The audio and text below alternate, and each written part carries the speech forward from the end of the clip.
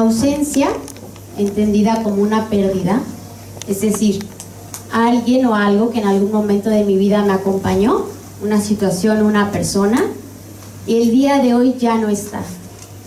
La muerte de algún ser querido, dejar nuestro país, nuestra familia, cambios de trabajo, enfermedades, traiciones o divorcios, son experiencias por las que cualquiera de nosotros ha atravesado o puede hacerlo, y son consideradas pérdidas que conllevan cambios y retos y a las que les corresponde un duelo.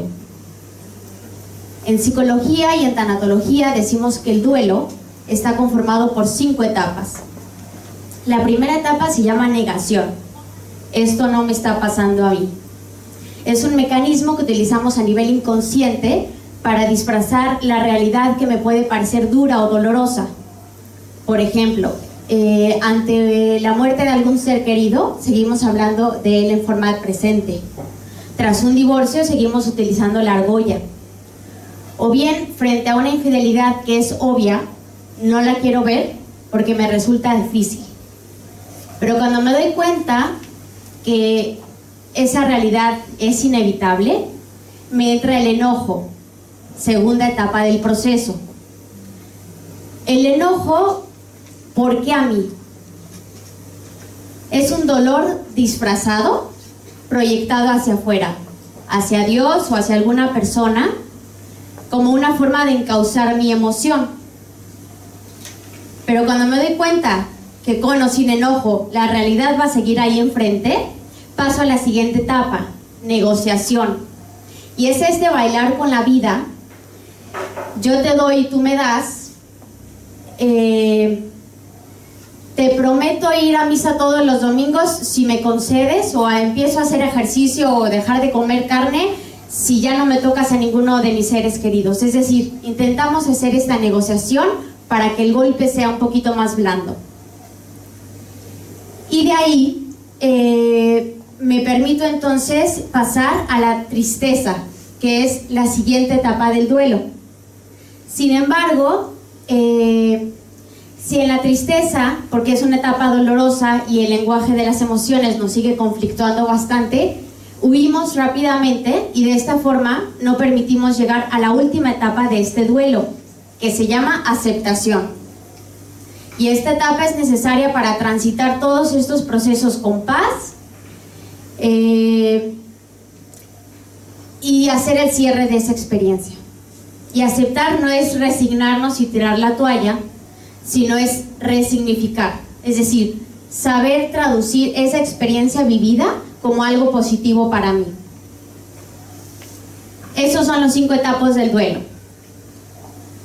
Ahora, estas etapas no son de forma lineal, no transitamos etapa por etapa, no es como una regla simétrica donde el 2 antecede al 3 y el 5 va después del 4. No, los duelos suelen ser, son en espiral y suelen ser cuesta arriba. Y pasamos del enojo a la tristeza, de la esperanza a la incertidumbre y del pedir al reclamar, hasta que con el tiempo y la sanación se cierra esta vivencia. Ahora quiero que se tomen un segundo para reflexionar acerca de las pérdidas que ustedes han tenido a lo largo de su vida. Tal vez desde la infancia, si hubo alguna separación de padres, si hubo cambios constantes de escuela, muertes o enfermedades cercanas. Y quiero que te preguntes si te diste cuenta que estabas transitando un duelo. Si te permitiste vivirlo, te exigiste ser fuerte y salir corriendo de ahí. Porque desde pequeña se nos habla muy poco de estos temas. O sea, en la escuela, si bien del ciclo de la vida me enseñaron que naces, creces, reproduces y mueres. Cosa que no sucede así, porque ya la muerte puede llegar antes de lo esperado y al día de hoy hasta reproducirse ya está cañón. Entonces no es así.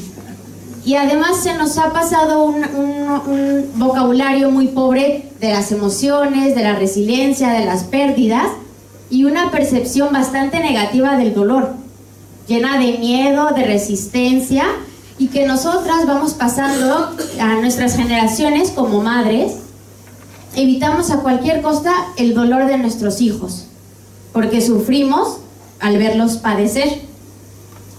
Cuando en realidad lo que tocaría hacer es capacitarnos para capacitarlos en formar una autoestima que me permite caminar con la certeza de que todo estará bien y de que seremos resilientes a la hora de enfrentar las demandas de la vida. Porque si el miedo me sirviera para enfrentar las adversidades, yo les diría a todas, pues tengamos miedo porque es útil. Pero no es así. Lo único útil para estos momentos es tener la autoestima en su lugar. Ahora, ¿qué pasa cuando no me permito transitar este proceso o este duelo? Pues que voy ahí abierto por la vida con una herida que se abre fácilmente ante escenarios nuevos que me conectan con esa pérdida. Entonces me voy enganchando de forma tóxica a situaciones o a personas porque no me he permitido cicatrizar. Necesitamos entonces hacer un tipo de detox emocional, deshacer los nudos que traemos. Y con nudo me refiero a los dolores que nos hemos tragado. Y los nudos se deshacen sintiéndolos, no entendiéndolos. Es decir, vaciarnos de emociones como el miedo, como la culpa, como el enojo, porque si estas emociones permanecen dentro en lugar de explotar, implotan y nos llenan de resentimiento y de frustración, y ahí vamos cargando un costal muy pesado que no nos permite ir ligeras. Pero este momento es como ir cargando un costal de carbón. El carbón me ensucia, me pesa, pero si me detengo y soy consciente, me puedo dar cuenta que ese mismo carbón lo puedo utilizar de combustible que me impulse. Lo mismo sucede en las crisis. Si aprendo a capitalizar a mi favor ese momento, puedo enriquecerme a partir de ello. ¿Sí? Ahora, cuando estamos atravesando cambios, podemos hacerlo de dos maneras. En una de ellas me puedo quedar estancado, transitado en el duelo, en una posición de víctima o de rabia, aferrado al objeto de mi afecto que ya no está, como la niña de la imagen del globo, del graffiti de Banksy. Les pido que pongan por un momento su brazo así, la niña del globo, cuyo globo ya se fue. Y quiero que mires por un segundo a la persona que tienes a tu lado. Observa, sin juicio, solo observa. Y date cuenta que es una posición incómoda, cansada, ridícula. ¿Qué hay arriba? O sea, es antinatural, gracias. Porque lo natural es fluir, lo natural es soltar. O sea, el día le permite llegar a la noche. Las hojas de los árboles no se resisten a caer cuando llega su momento. Y hasta el agua, que es vida, si se queda estancada, se pudre. Porque lo suyo es soltar, ¿sí? O me puedo quedar también en este cambio o en este duelo en una posición así, con rabia. Pero date cuenta que aquí ocurren dos cosas.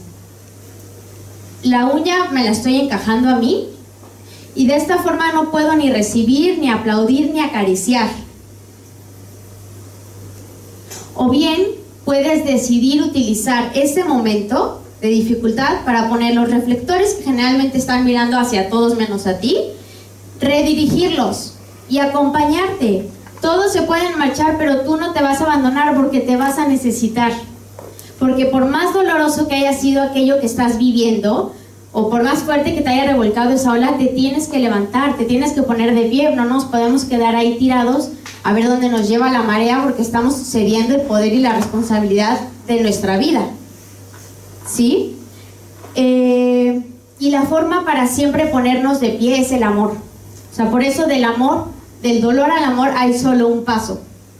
Porque en los momentos de cambio nuestra visión es de túnel. Y les pido nuevamente si me pueden acompañar en poner su mano de forma que tengan frente a ustedes la mínima visibilidad de la realidad que están viviendo. Y así pasa en los momentos de crisis. Estoy enfocada en lo que perdí o en el cambio o en el reto que tengo enfrente. Y la forma para empezar a expandir, abran lentamente su mano, de forma que ya puedan ver toda la realidad y no solo ese pedazo del escenario, es el amor y la fe de que todo va a estar bien. En mi experiencia, la historia más dolorosa fue también la más amorosa. Cuando mi hijo falleció, yo tuve un hijo que falleció, definitivamente este momento fue la experiencia que tocó las fibras más sensibles de mi corazón, pero también fue un momento en el que mi corazón estuvo muy acompañado y sostenido por Dios y por gente maravillosa. Y cuando decidí levantar el duelo del dolor, el velo del dolor, me di cuenta que había muchos regalos. El corazón de mi esposo y el mío se inflaron del amor acompañado en este proceso. La vida espiritual mía y de mucha gente a mi alrededor se enriqueció. Y finalmente mi hijo me enseñó que estamos de paso y que nada es definitivo. O sea, lo único cierto en la vida es el cambio, y que la vida merece vivirse, y vivirse bien, no a medias, quedándome así o así, porque esa es una forma de desperdiciar la vida. Y esto es un tema de elección. Yo no elegí que me sucediera esto, pero sí elegí cómo responder a esa situación. O sea, yo elegí que la partida de mi hijo me construyera, no me destruyera, porque además creo que es lo que él hubiera querido para mí, que yo volviera a sonreír a pesar del dolor y que me viviera de una forma abundante con todo y su ausencia. Esa es la invitación que les vengo a hacer el día de hoy. Y que vivamos la vida como la gente que ya no está con nosotros nos ha enseñado. Es lo que ellos hubieran querido para nosotros. Si perdiste a una mamá, pues aprende a cuidar de esa hija. Si perdiste a un hijo, cuida de esa mamá y de ese papá que tanto él amó. Cierro compartiéndoles algunos tips que creo que nos pueden ayudar a mantener la paz y la serenidad en estos momentos. Primero, haz los cierres necesarios que en tu vida desees hacer. Puedes tal vez escribir una carta a esa persona o esa situación que pasó por tu vida y agradécele, pídele perdón, perdona y despídete. Adiós. Como dicen, donde mis alas ya no pueden cubrirte, ahí se lo dejas a Dios. 2, llénate de elementos que te puedan nutrir en todas tus áreas de vida en esos momentos. A nivel físico, sé que este tema ya lo dominan todas, pero en los momentos de crisis, tu cuerpo necesita energía. Entonces, nútrete de alimentos que realmente te aporten esta energía y haz ejercicio, porque en situaciones de estrés prolongado, el cerebro necesita deshacerse de hormonas como el cortisol, porque puede generar efectos secundarios a largo plazo. Y además el ejercicio nos sirve muchísimo para liberar toxinas y generar dopamina, sirve. Y aprende a tener pensamientos positivos, no solo en crisis, sino en general, porque muchas veces la gente en el consultorio me dice: ay, Mariana, es que se me presentan estos pensamientos en la cabeza. Tú los mandas llamar, así que aprende a gobernar tus pensamientos y de esa forma vas a gestionar tus emociones, porque a cada pensamiento le corresponde una emoción, ¿sí? Entonces tú piensas, si los pensamientos fueran alimento, ¿te estás nutriendo con ellos o te estás intoxicando? Ahora, reconozcan los obstáculos que cada una de ustedes ha vencido. El hecho de estar aquí hoy, que sé que todas hemos dejado nuestro país, y la historia personal de cada una, reconoce qué obstáculos has vencido y sé consciente de las herramientas que para ellos has utilizado, ¿sí? Yo cierro agradeciéndoles a toda su atención consciente y les comparto que yo soy respetuosa del dolor por el que cada una de ustedes ha atravesado y admiradora de la resiliencia que han tenido para eso.